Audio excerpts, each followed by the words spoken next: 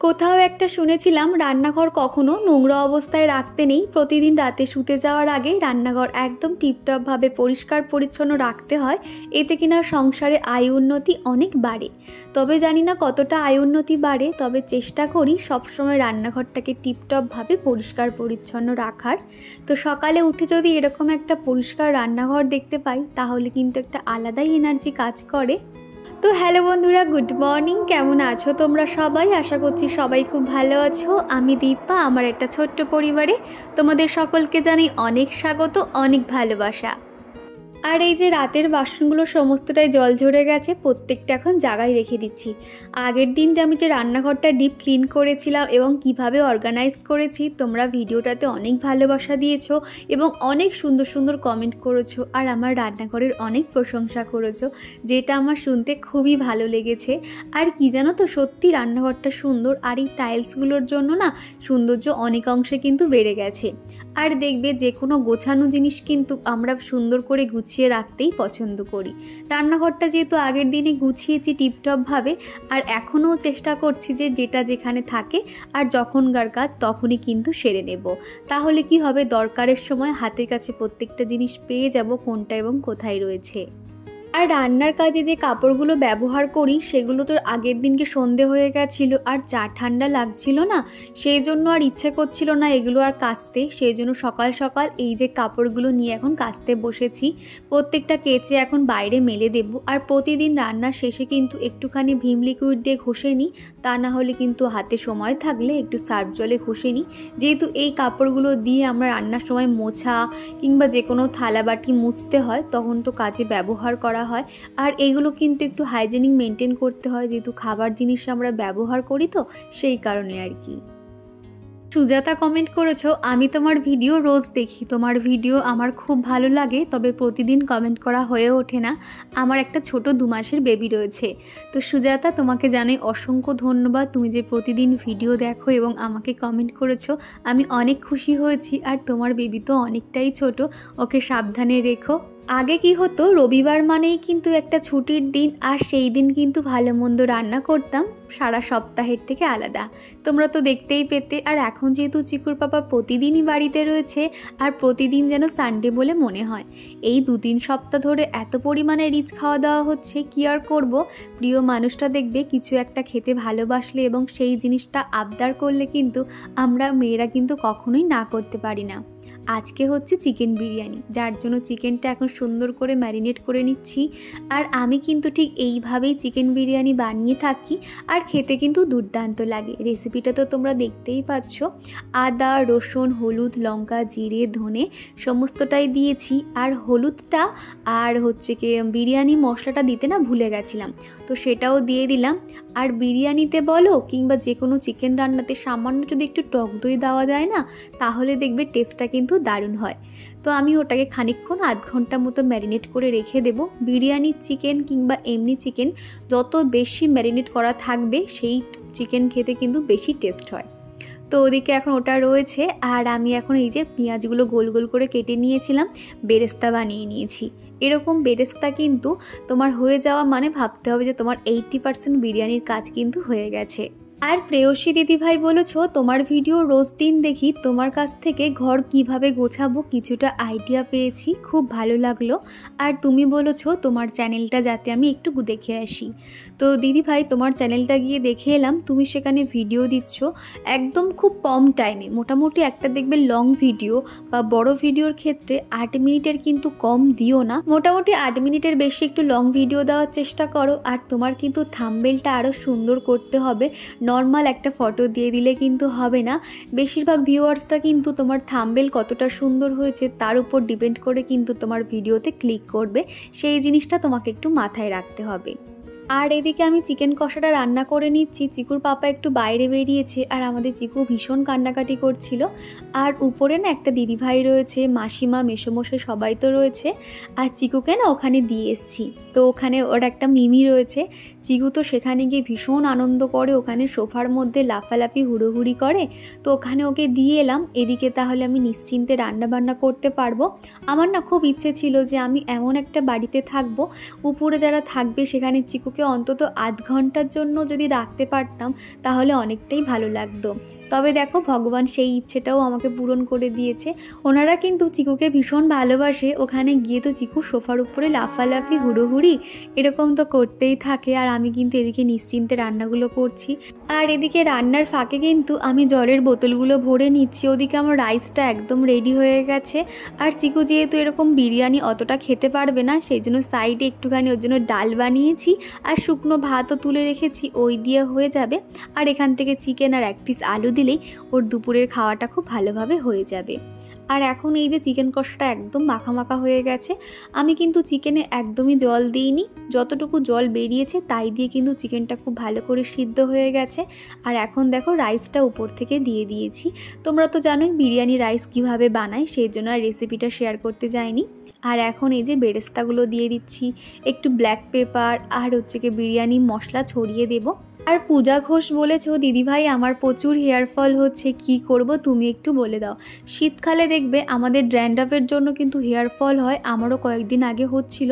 তবে যেখান থেকে আমি রিঠা যে শ্যাম্পুটা ব্যবহার করছি, অশ্বিনী রিঠা শ্যাম্পু, তখন থেকে কিন্তু আমার হেয়ার ফল আগের থেকে অনেকটাই কমে গেছে। আরও যদি প্রতিদিন আমি একটু শ্যাম্পুটা করতে পারতাম তাহলে ভালো হতো। তবে এই শীতের সময় তো অতটা কিন্তু হয়ে উঠছে না। তুমি চাইলে কিন্তু অশ্বিনী প্রোডাক্ট ব্যবহার করতে পারো।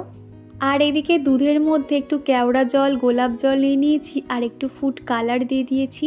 আর এইভাবে দিলে কি হয়, রাইসগুলো সব হলুদ হয় না, খানিকটা সাদা হয়ে থাকে, খানিকটা হলুদ হয়ে থাকে, যেটা আর কি বেশি ভালো লাগে দেখতে। সেই জন্য এইভাবে দিয়ে দিয়েছি। আর উপর থেকে একটু দিয়ে দিলাম ঘি। যখন এটা স্টিমে বসাবো ঘিগুলো অলরেডি জল হয়ে যাবে আর কি, নিচের দিকে সরে যাবে। আর উপর থেকে একটু ধনে পাতা আর একটু কাঁচা লঙ্কা এইভাবে গার্নিশ করে দিয়ে দিচ্ছি। তো এই ছিল ফাইনাল লুক আর কি। বিরিয়ানিটা খেতে কিন্তু দুর্দান্ত হয়েছিল, তোমরা তো দেখেই বুঝতে পারছো। বংটন আইডি থেকে এক বন্ধু বলেছো তোমরা বিরিয়ানির সঙ্গে রায়তা খাও না।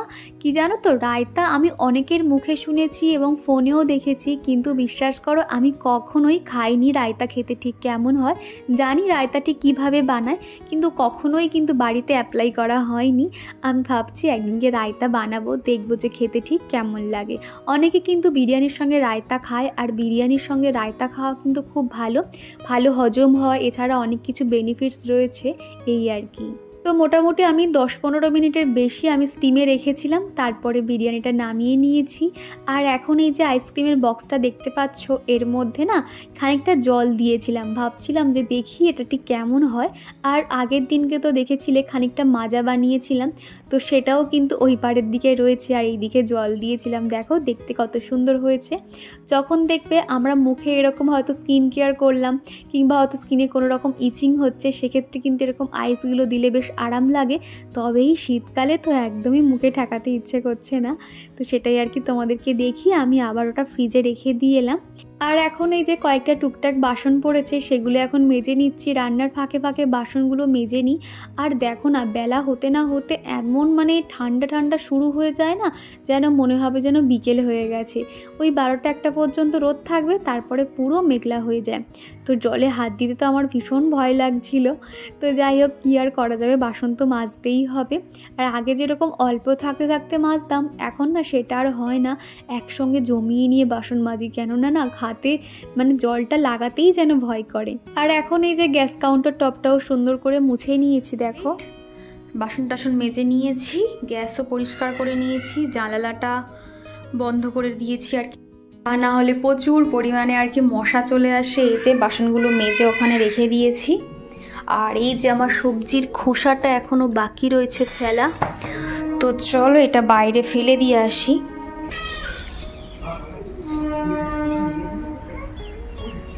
এই যে আমাদের ব্ল্যাকি, কিছু নেই কিছু নেই কিছু নেই। এই সুমি আইডি থেকে এক বনু কমেন্ট করেছো, তোমার রান্নাঘরের যে সেলফটা রয়েছে সেটাতে তুমি একটা পর্দা লাগিয়ে দিতে পারো, তাহলে দেখতে খুব ভালো লাগবে। কি জানো তো, আমিও তো পর্দা দিয়ে রাখতে ভালোবাসি, আগে রান্নাঘরটা দেখেছো, তবে এখানে কোনো সিস্টেম নেই গো, মানে পেরেক লাগানো নেই। একটু বসো, তোমার সঙ্গে একটা সেলফি তুলবো। এই এই বসো বসো বসো বসো ব্ল্যাকি, বসো। কোথায় যাচ্ছ তুমি? আরে আরে শোনো শোনো, এই এই এই এই আমার পাপোশটা মনে হচ্ছে এবার ছিঁড়ে দেবে। কি হলো?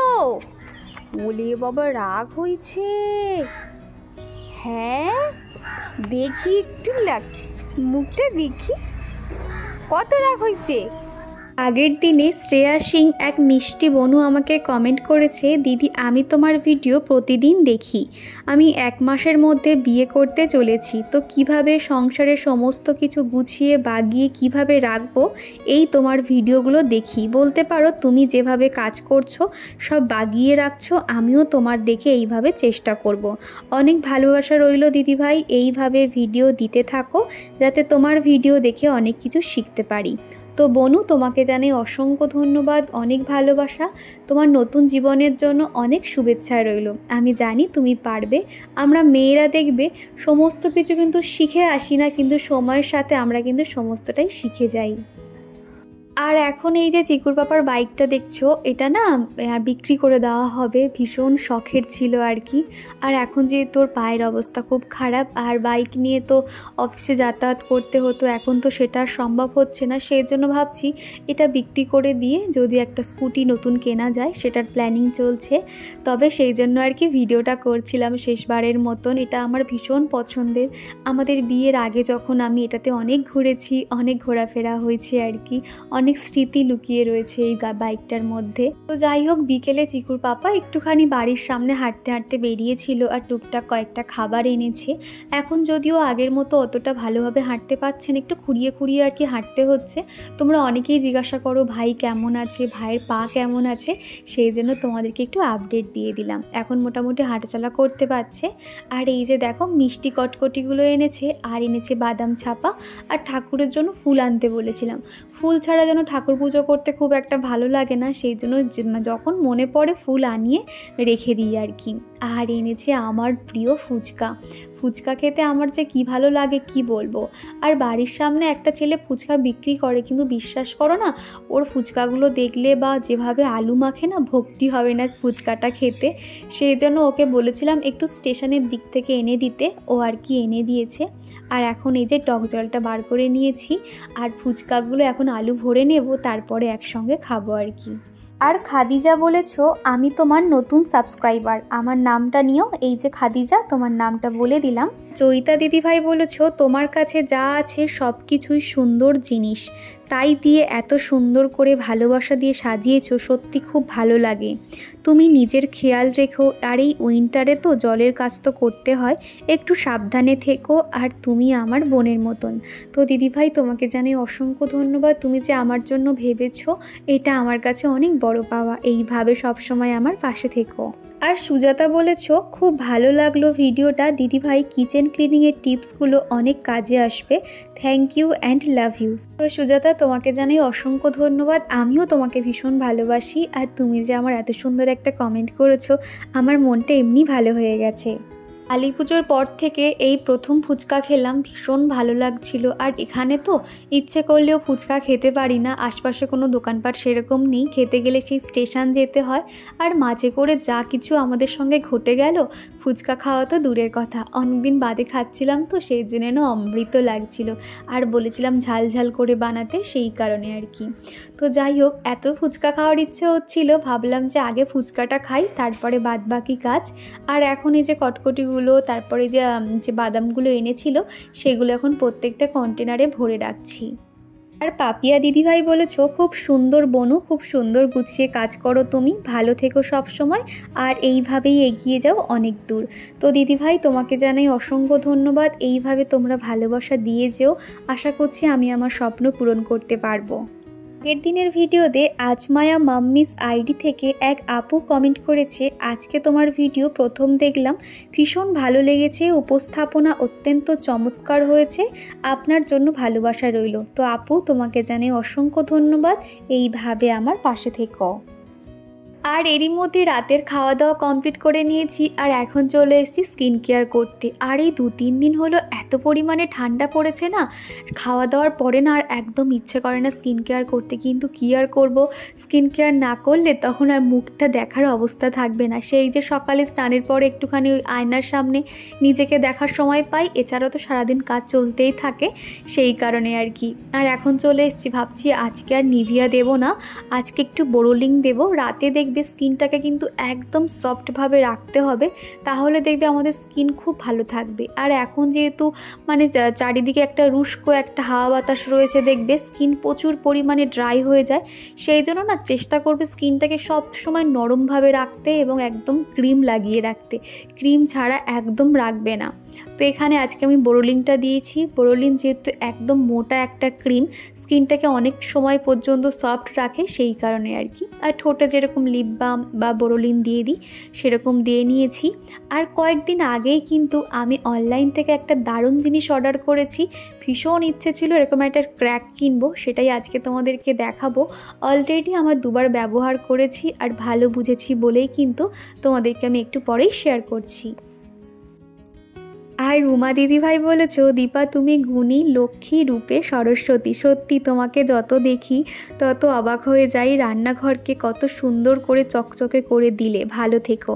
তো দিদিভাই তোমাকে জানাই অসংখ্য ধন্যবাদ, তুমিও এইভাবে আমার পাশে থেকো। আর এখন না আমার আগের থেকে হেয়ার ফল অনেকটাই কমে গেছে। আমি যেহেতু এখন অশ্বিনীর রিঠা শ্যাম্পুটা ব্যবহার করছি, ভীষণ ভালো। মোটামুটি একদিন পর পর করতে পারলে তো ভালো হতো, তবেই শীতকালে না মানে রোজ দিন শ্যাম্পু করা অনেকটাই কষ্টকর ব্যাপার হয়ে যায়। সপ্তাহে অন্তত 2 দিন শ্যাম্পু করার চেষ্টা করছি। তো যাই হোক, এই যে দেখো ক্র্যাকটা, এটা আমি নিয়েছি অনলাইন থেকে। এত সুন্দর প্রোডাক্টটা কি বলবো, আমি অনেক দিন থেকে ইচ্ছে ছিল এরকম একটা কিনবো। আমার যেহেতু পা ফাটার মতন প্রবলেম রয়েছে, তো তারপরে দেখো ভীষণ সফট কিন্তু, আর এরকম যে ছিদ্র করা রয়েছে এখান থেকে ইয়ার পাস হবে। আর তুমি পায়ের যেখানে ফাটা আর কি, মানে যেখানে হিলের কাছে রাতে তুমি যাই ক্রিম লাগিয়ে দাও না কেন, তাতেও কিন্তু একদম জিনিসটাকে সফটভাবে রাখে। আর পাটা এত সুন্দর নরম রাখে সকালবেলা, কি বলবো তোমাদেরকে। তো দেখো পায়ে ঠিক আমি এইভাবে লাগিয়ে নিয়েছি, আর সকালে উঠে আমার পাটা এত নরম লাগছিল না বন্ধুরা, কি বলবো তোমাদেরকে। তোমরা চাইলে কিন্তু আমাকে বলো, আমি তোমাদের লিঙ্কটা অবশ্যই শেয়ার করে দেব। আর এটা তোমরা একবার ব্যবহার করো, যার আমার মতন সমস্যা আজকে আর কি, পা ফাটার মতন আর কি। যে বন্ধুরা রাতে স্কিন কেয়ার কমপ্লিট। উফ দেখো, যখনই তোমাদের সামনে এসে কথাগুলো ভাবি, এই যে ট্রেনের আওয়াজ, গাড়ির আওয়াজ, সত্যি আমি পাগল হয়ে যাচ্ছি। আমি আজকেরই একটা মাইক অর্ডার করব, তা না হলে আমি সত্যি মানে মাথা খারাপ হয়ে যাচ্ছে আর কি। আর আমি তো দেখতে ও বাড়িতে যখনই ভয়েস দিতাম, নয় একদম ভোরবেলা উঠে ওই 5টা সাড়ে 5টায় ভয়েস দিতাম, তা নয় তো একদম রাত্রিবেলা 12:30 1টার সময় ভয়েস দিতাম, তখন কত সুন্দর ভয়েসগুলো হতো, পাশ থেকে কোনো রকম নয়েজ আসতো না। আর এখানে মানে এত আওয়াজ আসে, সত্যি ভালো লাগে না। তো যাই হোক বন্ধুরা, আমার তো স্কিন কেয়ার করা হয়ে গেছে, সেই সকাল থেকে রাত অবধি এইভাবে আমার সারাদিনের কাজকর্ম চলতে থাকে। তোমরা অনেকেই বলো এত এনার্জি আমি কোথা দিয়ে পাই, আসলে সমস্তটাই আমার অভ্যাস হয়ে গেছে। আগে ভীষণ কষ্ট হতো, তবে এখন অভ্যাস হয়ে গেছে। আগে তো দুপুরে না ঘুমালে মানে আমার ঘুমিয়ে চোখ মানে জুড়ে আসতো, কিন্তু এখন সেটা আর একদমই হয় না। আমি হাতে গোনা 4 থেকে 5 ঘন্টা ঘুমোই, তার বেশি একদমই ঘুমোতে পারি না। আগে আমার চোখ টোক খুব বসে যেত, তবে না ওই যে একটু অভ্যেসের দাস আমরা বলি, অভ্যেস হয়ে গেছে। আর একটুখানি ভিতর থেকে একটুখানি সবসময় ফ্রেশ হওয়ার চেষ্টা করি, বেশি বেশি করে জল খাওয়া, ফল খাওয়া, এগুলো চেষ্টা করি। সেই জন্য হয়তো এই যে সারাদিনে মাত্র 5 ঘন্টা থেকে 6 ঘন্টা ঘুমিয়েও আমি ঠিক নিজেকে ফিট রাখতে পারি।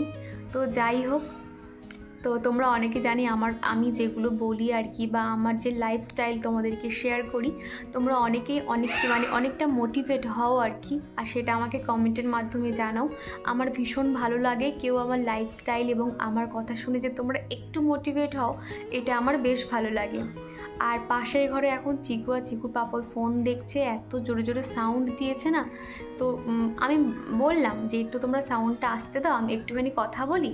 ওই যে শুনবে না, তো কি আর করা যাবে। তো যাই হোক, আজকের ভিডিওটা এই পর্যন্ত রাখছি। ভিডিওটা কেমন লাগলো অবশ্য কমেন্ট করে জানিও। ভিডিওটা ভালো লাগলে একটা লাইক করে দিও। আবারও দেখা হচ্ছে নেক্সট ভিডিওতে। ততক্ষণ তোমরা সবাই ভালো থেকো, সুস্থ থেকো, টাটা।